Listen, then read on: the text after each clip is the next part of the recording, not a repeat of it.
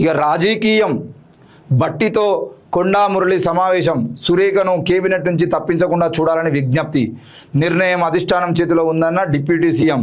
ఖర్గేతో బట్టి విక్రమార్క కీలక సమావేశం. బట్టి విక్రమార్క, కొండా మురళి, రాజగోపాల్ రెడ్డి. మంత్రివర్గం నుంచి కొండా సురేఖను తప్పించేందుకు వేగంగా పావులు కదులుతున్న సమయంలో రాజీ కోసం కొండా మురళి రంగంలోకి దిగారు. బుధవారం నేరుగా ప్రజాభవన్కు వెళ్లి డిప్యూటీ సీఎం బట్టి విక్రమార్కను కలిశారు. సురేఖను కేబినెట్ నుంచి తప్పించకుండా చూడాలంటూ కోరినట్లు తెలిసింది. అయితే పరిస్థితి చేయి దాటిపోయిందని, నిర్ణయం అధిష్టానం పరిధిలో ఉందంటూ బట్టి స్పష్టం చేసినట్లు సమాచారం.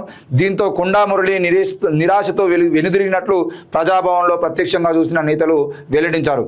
మునుగోడు ఎమ్మెల్యే రాజగోపాల్ రెడ్డి సైతం బట్టి విక్రమార్కను కలవడం ఆసక్తికరంగా మారింది. వారం కిందట ఆయన చేసిన వ్యాఖ్యలు వివాదాస్పదంగా మారడంతో ఆయనకు సైతం షోకాజ్ నోటీస్ జారీ చేసే ఛాన్స్ ఉందని ప్రచారం జరుగుతున్నది. వారం తర్వాత రంగంలోకి మురళి. సీఎం రేవంత్పై తన కుమార్తె సుస్మితా పటేల్ వివాదాస్పద కామెంట్ చేసిన వారం రోజుల తర్వాత తండ్రి కొండా మురళి బయటికి వచ్చారు. ఇంతకాలం మౌనంగా ఉండి ఇప్పుడు రాజీ కోసం డిప్యూటీ సీఎం దగ్గరికి రావడం ఆసక్తికరంగా మారింది. సురేఖకు వ్యతిరేకంగా జరుగుతున్నటువంటి పరిణామాలు తెలిసే ఆయన వ్యూహాత్మకంగా బయటికి వచ్చినట్లు తెలుస్తుంది. ఇక రెండవది, త్వరలోనే రాజగోపాల్ రెడ్డికి షోకాజ్ నోటీస్, మాది అసలైన కాంగ్రెస్ రక్తం రాజగోపాల్ రెడ్డి. ఆయన మళ్ళీ నిన్న కూడా అదే కామెంట్ చేసిండు. బయట మీడియాతో మాట్లాడుతూ నిన్న కూడా అవే కామెంట్లు చేసిండు. మేము అసలైన తెలంగాణ ఉద్యమకారులు, అసలైన కాంగ్రెస్ వాదులం, మాకు అన్యాయం జరిగితే మాత్రం మంచిగా ఉంటుంది, మా గురించి తప్పుడు వార్తలు రాస్తే మాత్రం మంచిగా ఉండదని చెప్పేసి ఆయన నిన్న కూడా అవే కామెంట్లు చేసిండు. అది గుర్తుపెట్టుకోవాలి. ఇప్పుడు రెండవది ఏంటంటే, కొండా మురళి రంగంలోకి దిగిన తర్వాత రాజీ చేస్తారా చేయరా, ఇది ఒక అంశం. రాజీ అవుతుందా కాదా అనేది ఇంకో అంశం. దీనికి సమాధానం చెప్పాల్సిన అవసరం ఉంది. ఇప్పుడు కొండా మురళి బయటకు వచ్చిండు, కొండా సురేఖ కూడా పోయి ఖర్గేని కలిసింది, ఇప్పుడు బట్టి విక్రమార్కను కలిసిర్రు. ఎందుకు జరుగుతున్నాయి రాజకీయాలు అని అంటే, కొండా మురళి నిన్న కూడా చెప్పిండు చాలా క్లియర్గా, నా కూతురు మాట్లాడిన వాటితోనే మాకు సంబంధం లేదు, మా కూతురు మాట్లాడిన దాంట్లోనే మాకు సంబంధం లేదని చెప్పిండు. ఇప్పుడు చాలామంది భార్యలు ఒక పార్టీలో, భర్తలు ఒక పార్టీలో ఉన్న సందర్భాలు ఉన్నాయి. తండ్రి ఒక పార్టీలో, కొడుకు ఒక పార్టీలో ఉన్నటువంటి సంబంధాలు.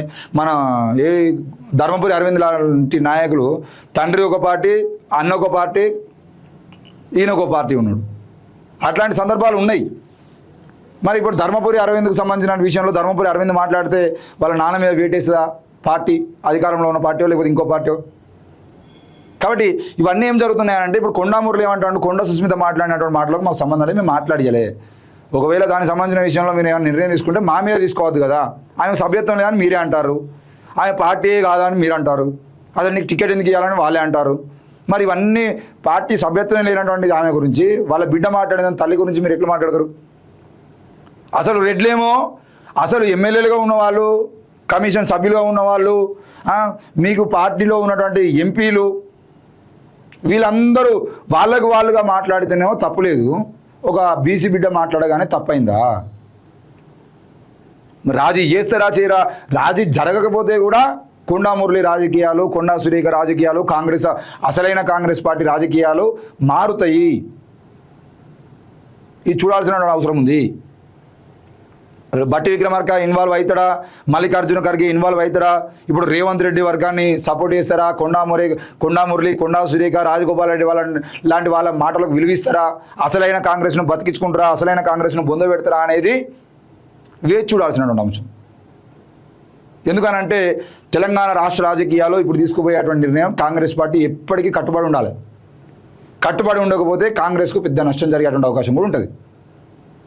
ఇది మరి ఏం జరుగుతుంది? ఇప్పుడు కొండా సుస్మితా పాటిల్ వ్యాఖ్యల్ని కనుక వీళ్ళు వ్యతిరేకించేది అంటే రేపు పొద్దుగాల ఇంకోళ్ళు మాట్లాడతారు. కొండా సుస్మిత మాట్లాడిన మాటలు రేపు పొద్దుగాల కాంగ్రెస్ వాళ్ళు అందరూ మాట్లాడే మాటలే. అసలైన అచ్చ కాంగ్రెస్ వాళ్ళకి నష్టం జరుగుతుంది, పచ్చ కాంగ్రెస్ వాళ్ళకి మాత్రమే న్యాయం జరుగుతుంది. దీన్ని మీరు ఖండిస్తున్నారా? కాంగ్రెస్ పార్టీ దీని మీద తీసుకుపోయేటువంటి నిర్ణయం ఏదైతే ఉందో అది నిజమా కాదా? సుస్మిత మా వ్యాఖ్యల్లో తప్పేముందో రేపు పొద్దుగాల మళ్ళీ అడుగుతామే. అవును, నా వల్ల నా తల్లిని మీరు బర్తరఫ్ చేసిరు కదా, నేను మాట్లాడిన వ్యాఖ్యల్లో తప్పేమున్నది? అచ్చ కాంగ్రెస్ వాళ్ళు ఎవరు, పచ్చ కాంగ్రెస్ వాళ్ళు ఎవరు, అచ్చ కాంగ్రెస్కి ఏం నష్టం జరిగింది, పచ్చ కాంగ్రెస్కి ఏం నష్టం జరిగిందని ఒక గీత గీసి చూపిస్తామే. అప్పుడు ఈరోజు సుస్మితా పాటిల్ వ్యాఖ్యల్ని ఖండిస్తున్న వాళ్ళంతా ఇంకొక ఏడాదికైనా ఇంకొక ఏడాదిన్నరకైనా అచ్చ కాంగ్రెస్ వర్సెస్ పచ్చ కాంగ్రెస్ తప్పకుండా గొడవ జరుగుతుంది. జరిగిన అన్యాయం మీద అసలైన కాంగ్రెస్ వాదులందరూ బయటికి వస్తారు. వాళ్ళు ప్రశ్నిస్తారు. అందులో రాజగోపాల్ రెడ్డి లాంటి వాళ్ళు ఉంటారు, అందులో ఇంకా చాలామంది ఉంటారు. అసలైన కాంగ్రెస్ వాళ్ళకు న్యాయం జరుగుతలేదు. కేవలం టీడీపీ నుండి వచ్చినటువంటి కాంగ్రెస్ వాళ్ళకి మాత్రమే న్యాయం జరుగుతుంది. ఇది సైకిల్ కాంగ్రెస్ అనేటువంటి విషయం చాలామంది బయటకు వచ్చి మాట్లాడతారు. చాలామంది, ఒక్కరిద్దరు కాదు.